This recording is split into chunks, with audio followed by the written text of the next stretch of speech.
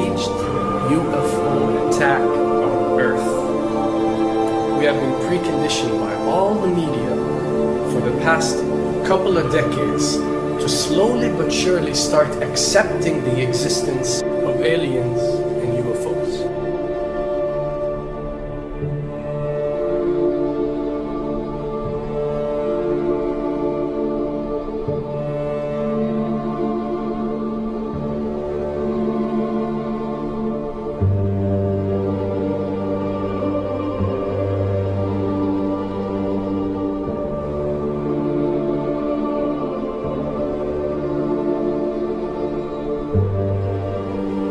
I can tell you right now that 99% of every UFO sighting that has ever taken place has actually not been an unidentified flying object, because this has always been military technologies.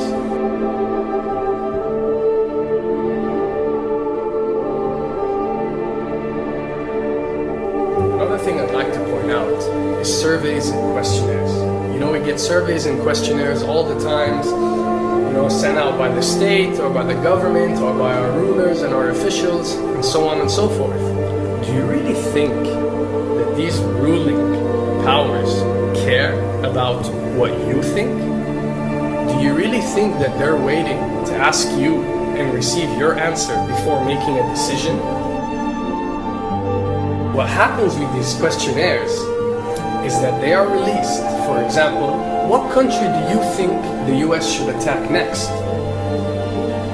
And if it yields back results like 70% of the US population believe Iran is the next country that should be attacked, this is actually a study conducted for the effectiveness of the media propaganda that they are using. So when they get such results, they look at it and they be like, all right, amazing.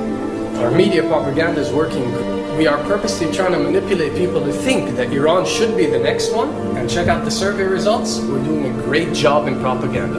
That's what it's all about. And if the results come back and they aren't up to par, so let's say 20% want war with Iran and 80% want actual peace, they say, okay, so now we have to go and rework our media propaganda and make it more effective so these percentages change. Why am I saying this? Because of the UFO phenomena.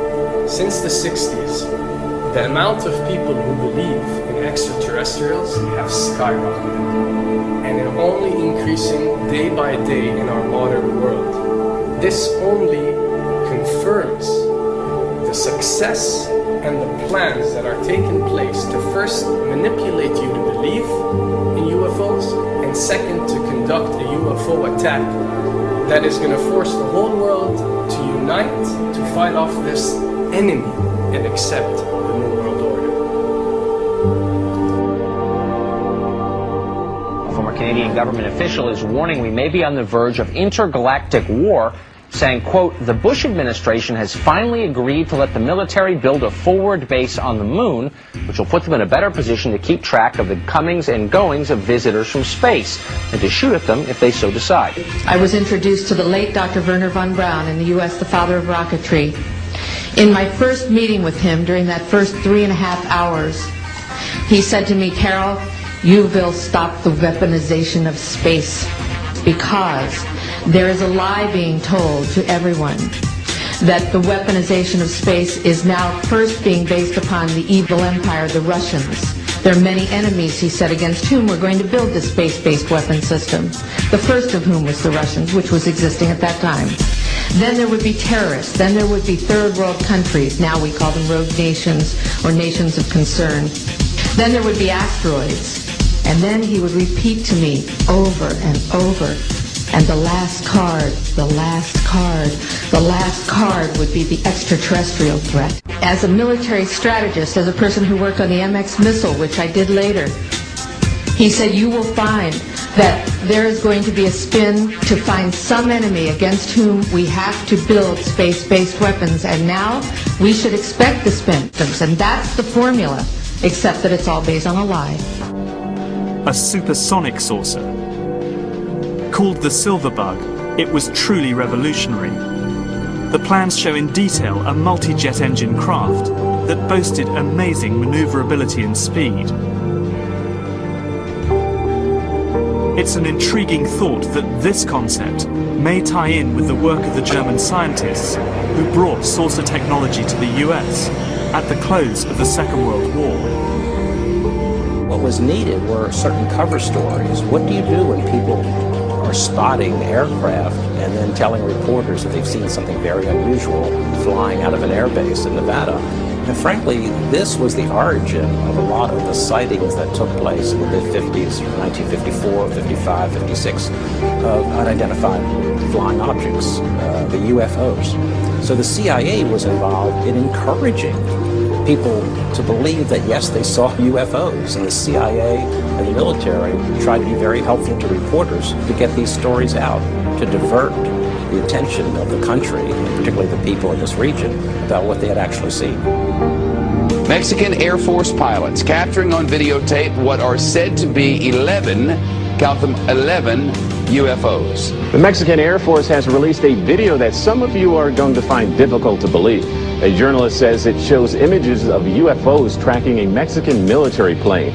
So what's the truth about UFOs? The story of successive attempts to develop radically new forms of flight, conducted under the strictest secrecy, is inextricably bound up with our relationship with UFOs over the last 60 years. Whether it's Allied pilots buzzed by strange balls of fire in 1942, or the Roswell incident 5 years later, there is a strong case to be made that secret military technology offers a convincing explanation for many UFO stories. Anytime the government has secrets that they can keep from us, they can manipulate us by those secrets. In essence, they still remain 25 years at least ahead of us in technology, information, and knowledge, and secrets, and they are using them against us. I heard over the years many times over that the plan to usher in the New World Order would be to make all the people in this country and around the world feel totally helpless to prevent the New World Order from occurring, this world dominance plan, by saying that we had been invaded by aliens, so that we would say, oh please UN, come in and help us all. So bear in mind that there is a plan, orchestration, to get people to be submissive through the secret technology and information that they're keeping from you under the blanket of the so-called National Security Act.